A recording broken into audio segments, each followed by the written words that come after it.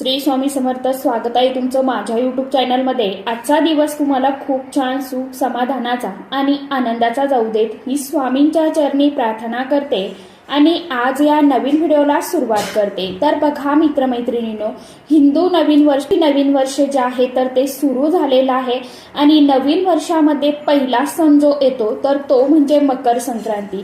तसं बघायला गेलं तर मकर संक्रांतीचा सण जो आहे तर तो 3 दिवस चालू असतो. आता येत्या 13 जानेवारीला म्हणजेच मंगळवारला आलेली आहे भोगी असणार आहे. हिंदू धर्मामध्ये किंवा हिंदू पंचांगानुसार हा जो मकर संक्रांतीचा सण आहे तर तो दरवर्षी 14 जानेवारी किंवा मग 15 जानेवारीला या 2 दिवशी येत असतो. जेव्हा बघा सूर्याचं धनु राशीतून मकर राशीमध्ये संक्रमण होतं तर त्या संक्रमणाच्या शुभ योगांवरती संक्रांत ही जी आहे तर ती साजरी केली जात असते. आणि यंदा संक्रांत ही 14 जानेवारीला बुधवारी साजरी होणार आहे आणि त्याच्या 1 दिवस अगोदर भोगी हा जो सण आहे ना तर तो साजरा केला जात असतो. कारण संक्रांत जी आहे तर ती सलग 3 दिवस चालत असते. संक्रांतीचा सण आणि भोगीचं जे हे महत्व आहे तर ते खूप म्हणजे खूप आहे.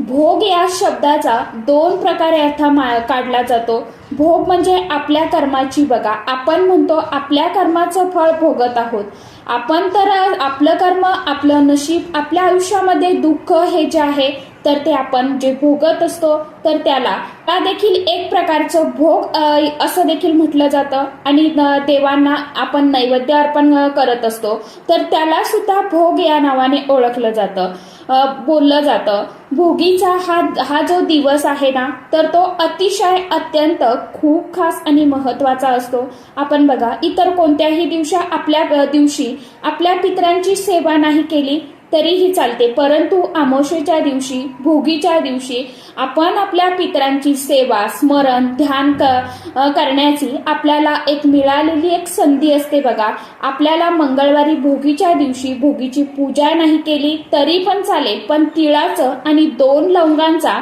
अतिशय अत्यंत प्रभावशाली असा उपाय जो आहे तर तो करायचा आहे. हा जो उपाय आहे तर तो करायचा आहे. यामुळे आपल्या आयुष्यातील भोग दुःख संपतील. आपला 100 पिढ्यांचा पितृदोष हा नष्ट होईल. आपल्या घरामध्ये असलेला पितृदोष जो आहे तर तो हळूहळू कमी व्हायला सुरुवात होईल. असा हा अतिशय अत्यंत प्रभावशाली उपाय कशा पद्धतीने करायचा आहे, कोणत्या वेळेमध्ये करायचा आहे याविषयीची संपूर्ण माहिती आजच्या या नवीन व्हिडिओमध्ये मी तुमच्या बरोबर शेअर करणार आहे. त्यामुळे तुम्ही हा व्हिडिओ स्किप न करता शेवटपर्यंत नक्की बघा. चॅनलवरती तुम्ही जर हा व्हिडिओ पहिल्यांदा बघत असाल तर चॅनलला आवर्जून सबस्क्राईब करा आणि असेच नवनवीन माहितीपूर्ण व्हिडिओ बघण्यासाठी समोरील बेल आयकॉनलाही प्रेस करा. त्यामुळे काय होईल, जेव्हा कधी मी नवीन व्हिडिओ अपलोड करेल तर सर्वात अगोदर त्याचं नोटिफिकेशन तुम्हाला मिळेल आणि तुम्ही एकही व्हिडिओ मिस करणार नाही. तर बघा मित्रमैत्रिणींनो, मंगळवारी म्हणजेच भोगीच्या दिवशी आपल्याला सकाळी लवकर उठायचं आहे, स्वच्छ स्नान करायचं आहे.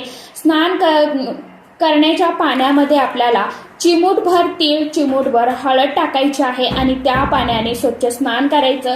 स्नान करून झाल्यावरती स्वच्छ कपडे परिधान करायचे आणि सूर्यदेवांना आपल्याला एक लोटा घ्यायचा आहे. लोट्यामध्ये स्वच्छ पिण्याचं पाणी भरायचं. त्यामध्ये आपल्याला थोडेसे तीळ टाकायचे, थोडंसं कुंकू टाकायचं, लाल रंगाचं फूल टाकायचं आणि हे पाण्याचं अर्घ्य आपल्याला भगवान सूर्यदेवांना अर्पण करायचं आहे. कारण की पौष महिना हा सूर्यदेवांच्या उपासनेचा महिना असतो आणि असं म्हटलं जातं की या महिन्यामध्ये भगवान सूर्यदेव आपल्या पुत्रांच्या भेटीसाठी जात असतात. तर बघा त्यासाठी आपल्याला एक स्वच्छ तांब्याचा जो लोटा आहे तर तो घ्यायचा आहे. तो पाणी भरून घ्यायचं. सांगितल्याप्रमाणे तुम्हाला वस्तू टाकायच्या आहे आणि हे जे अर्घ्य आहे तर ह्या पाण्याने आपल्याला अर्घ्य सूर्यदेवांना अर्पण करायचं आहे. अर्घ्य अर्पण करत असताना आपल्याला एक मंत्र पठण करायचं आहे. ओम सूर्य देवाय नमः किंवा मग तुम्ही ओम सूर्य घृणाय नमः या मंत्राचं तुम्ही पठण करू शकता, जप करू शकता. मंत्र परत एकदा सांगते. मंत्र असा आहे, ओम सूर्य घृणाय नमः या मंत्राचा जप करायचा आणि हे अर्घ्य आपल्याला भगवान सूर्यदेवांना अर्घ्य अर्पण करायचं आहे. त्यानंतर आपली जी पण रोजची जी काय देवपूजा आहे, नित्य देवपूजा सेवा तर ती करून घ्यायची. देवांना सुद्धा आंघोळ घालायची. देवांच्या आंघोळीच्या पाण्यामध्ये आपल्याला चिमूटभर तीळ टाकायचे आहे, चिमूटभर हळद टाकायची आहे आणि या पाण्याने आपल्याला देवांना सुद्धा स्वच्छ स्नान घालायचं आहे. तीळ टाकायचे, त्यासोबतच स्वतः आपण या दिवशी तिळाचा जास्तीत जास्त वापर करायचा आहे. नंतर आपली रोजची देवपूजा करून घ्यायची. आता या दिवशी बघा, भोगीच्या दिवशी भोगीची भाजी, बाजरीची भाकरी तीळ लावलेली आणि त्याच्यासोबतच बघा डाळ्याचा भात काही ठिकाणी नैवेद्यासाठी बनवला जातो. तर त्याचा नैवेद्य आपल्याला आपल्या घरातील देवी देवतांना आपण जे पण खण पूजलेले आहे तर त्या ठिकाणी दाखवायचा असतो आणि त्यानंतर हा उपाय करायचा आहे. बघा, हा उपाय आपल्याला सकाळी एकतर 12 वाजण्याच्या अगोदर करायचा आहे किंवा मग संध्याकाळी तुम्ही 5:30 नंतर करायचा आहे. आता हा उपाय करण्यासाठी आपल्याला एक कणकेचा दिवा बनवून घ्यायचा आहे. कणकेचा दिवा बनवून घेतल्यानंतर त्यामध्ये आपल्याला कापसाची दुहेरी वात जी आहे तर ती लावायची आहे. त्यानंतर त्या दिव्यामध्ये खास करून मोहरीचं तेल टाकायचं. मोहरीचं तेल अगदी तुमच्याकडे नसेलच तर मग तुम्ही दुसरं तेल घेतलं तरी सुद्धा चालेल, परंतु घेण्याचा प्रयत्न करा. त्यानंतर त्यामध्ये 2 फूल असलेल्या लवंगा ज्या आहेत अखंड तर त्या टाकायच्या. थोडेसे काळे तीळ जे आहेत तर ते टाकायचे आणि पितृतर्पणामध्ये तिळाला खास विशेष अनन्यसाधारण महत्व दिलं जातं. बघा, म्हणून आपल्याला या दिव्यामध्ये काळे तीळ टाकायचे आहे. आणि हा दिवा आपण का लावायचा तर आपल्या घरामध्ये जो पण असणारा पितृदोष आहे, पितृदोषामुळे आपल्याला ज्या काही अडचणी येत आहेत तर त्या दूर करण्यासाठी, आपल्याला पितरांना प्रसन्न करून घेण्यासाठी एक प्रकारे आपण त्यांची ही जी सेवा आहे, पूजा आहे तर ती या दिवशी आवर्जून करायची आहे. असं म्हटलं जातं की या दिवशी बघा स्वर्गाची दारे जी आहेत तर ती उघडी असतात आणि आपण या दिवशी जी पण सेवा करतो, उपाय करतो, दान करतो तर त्याचं फळ जे आहे तर ते आपल्याला कितीतरी पटीने मिळत असतं. आणि म्हणूनच आपण आपल्या पितरांचा आशीर्वाद प्राप्त करून घेण्यासाठी हा दिवा आपण लावत आहोत. तर हा दिवा आपल्या घरामधील जी दक्षिण दिशा आहे ना तर तिथे लावायचा आहे. तो लावण्यासाठी बघा आपल्याला तिथली जागा स्वच्छ करून घ्यायची आणि एक छोटा चौरंग किंवा पाट जो आहे तर तो ठेवायचा आहे. त्यावरती गव्हाची किंवा तांदूळाची रास करायची आणि किंवा मग तुम्ही पांढऱ्या तिळाची केली तरी सुद्धा चालणार आहे. त्यावरती हा जो दिवा आहे तर तो ठेवायचा आहे.